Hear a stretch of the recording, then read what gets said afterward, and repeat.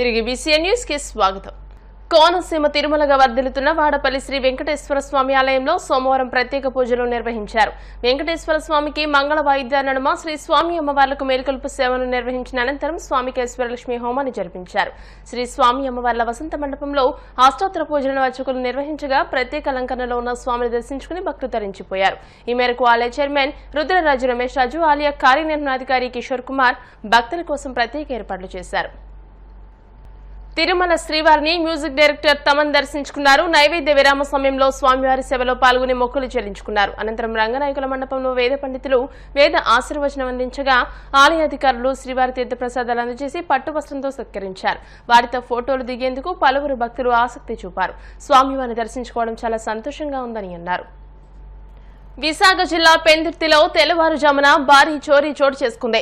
Pendurthi junction Nataraj theatre పక్కన ఉన్న SBI ATM ని పగలగొట్టి సుమారు 19 లక్షల రూపాయల నగదును దుండగులు దోచుకెళ్లారు. చోరీ విషయం తెలుసుకున్న పెందుర్తి క్రైమ్ పోలీసులు ఘటనా స్థలానికి చేరుకుని క్లూస్ టీం ఆధారంగా విచారణ చేపట్టారు. సంఘటనా స్థలాన్ని పరిశీలించిన క్రైమ్ ఏసీపీ శ్యామలరావు సీసీ కెమెరాలను పరిశీలించారు. 4 నుంచి 5 వరకు చోరీకి పాల్పడి ఉంటారని అంచనా వేస్తున్నారు. చోరీకి పాల్పడిన వ్యక్తులు ఇతర రాష్ట్రాలకు చెందిన వారిగా తెలుస్తోంది. పెందుర్తి జంక్షన్లో నటరాజ్ థియేటర్ పక్కన రాత్రి ఎస్బీఐ ఏటీఎం థెఫ్ట్ అయిందండి. సుమారు 3 గంటల తర్వాత సీసీటీవీలో అవన్నీ పరిశీలిస్తుంటే 3 గంటల తర్వాత థెఫ్ట్ చేసినట్టు తెలుస్తుంది.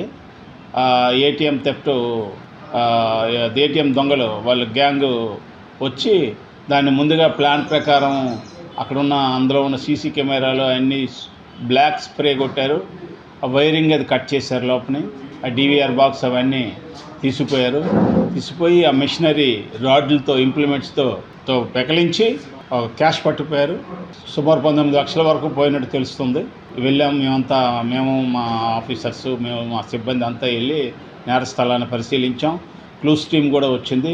క్లూస్ టీమ్ వచ్చి అవి కూడా ఫింగర్ ప్రింట్స్ వగైరా అవి కూడా తీస్తున్నారు. అంత ప్రాసెస్ అవుతుంది. కేసు రిజిస్టర్ చేసి దర్యాప్తు చేస్తాం. ఎవరనేది దొంగలు తెలుస్తుంది. ఆ దొంగల్ని పట్టుకొని డిటెక్ట్ చేస్తాం. కేసు డిటెక్ట్ చేస్తాం. చుట్టుపక్కల ఉన్న కెమెరాలు కూడా వెరిఫై చేస్తున్నాం. ఏమున్నాయనేది కొంతమంది పిల్లల్లో లేరు వాళ్ళు, అవి కూడా వచ్చాక కూడా అవి కూడా వెరిఫై చేస్తాం. ఇంతవరకు ఉన్న సీసీ కెమెరాల ప్రకారం చూస్తున్నాం. ఉన్న ప్రకారం అంత క్లారిటీగా కొన్ని లేవు, ఇంకా రావాలి. క్లారిటీ వచ్చాక అన్నీ తెలుస్తాయి.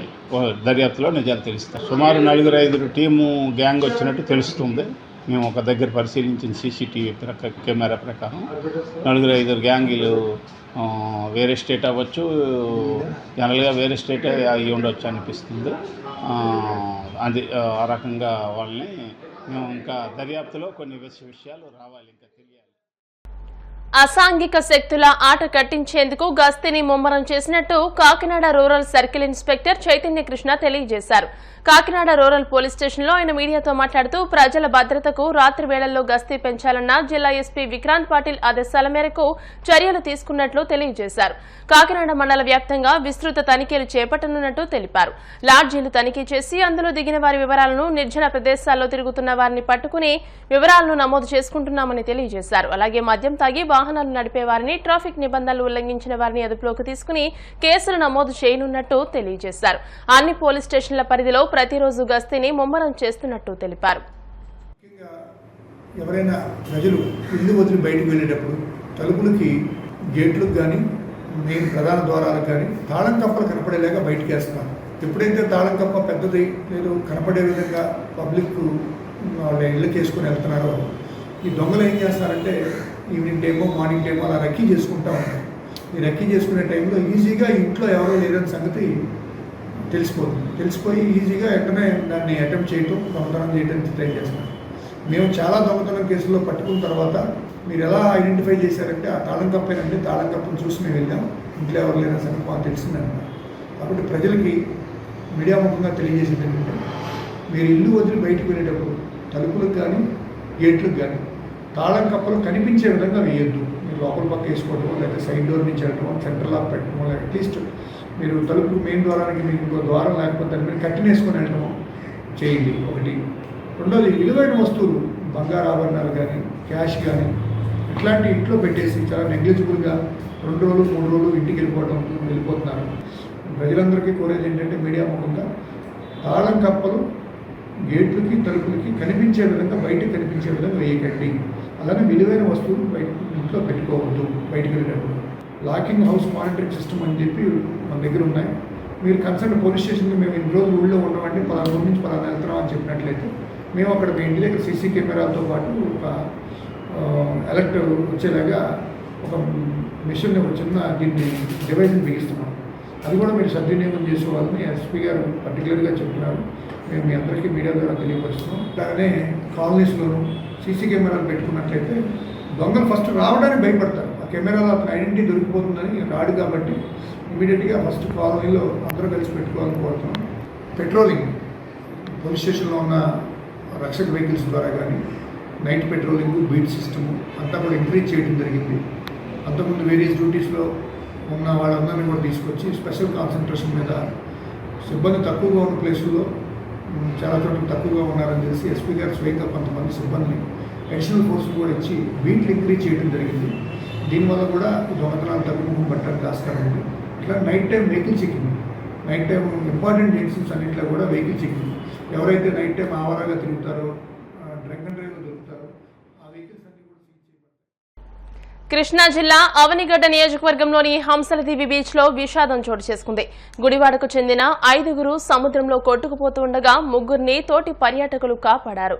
2 సముద్రంలో గల్లంతు కాగా ఒకరి మృతదేహం ఒడ్డుకు కొట్టుకొచ్చింది. మృతి చెందిన మహిళను షేక్ ఫజల్ కాగా గల్లంతైన వ్యక్తి ముషారఫ్ గా గుర్తించారు. వీరు గుడివాడ నుండి హంసలదీవి బీచ్ వద్దకు విహారయాత్రకు వచ్చినట్టు తెలుస్తోంది.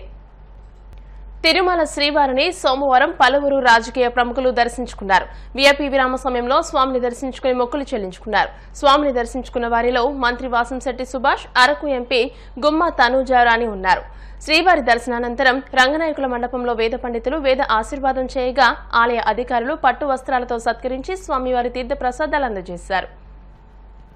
వార్తలు ముగించే ముందు ముఖ్యాంశాలు మరోసారి. మార్గదర్శి అక్రమాలను నీకు తేల్చాల్సిందేనన్న మాజీ మంత్రి అంబటి, చట్టాలు ఉల్లంఘించి అవినీతి సామ్రాజ్యం ఏర్పాటు చేశారంటూ ఆరోపణ.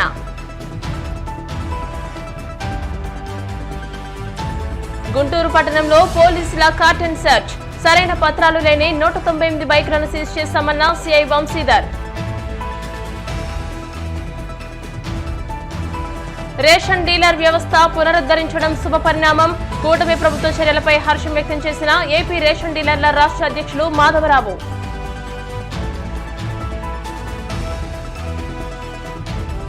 కోడూరు మండలం హంసలదేవి బీచ్ లో విషాదం, సముద్రంలోకి దిగిన 2 గల్లంతు. ఈ వార్తలు ఇంతటితో సమాప్తం. మరిన్ని వార్తల కోసం BCN digital YouTube channel, Facebook page ని ఫాలో అవ్వండి. అప్డేటెడ్ వార్తల కోసం ప్లీజ్ సబ్స్క్రైబ్.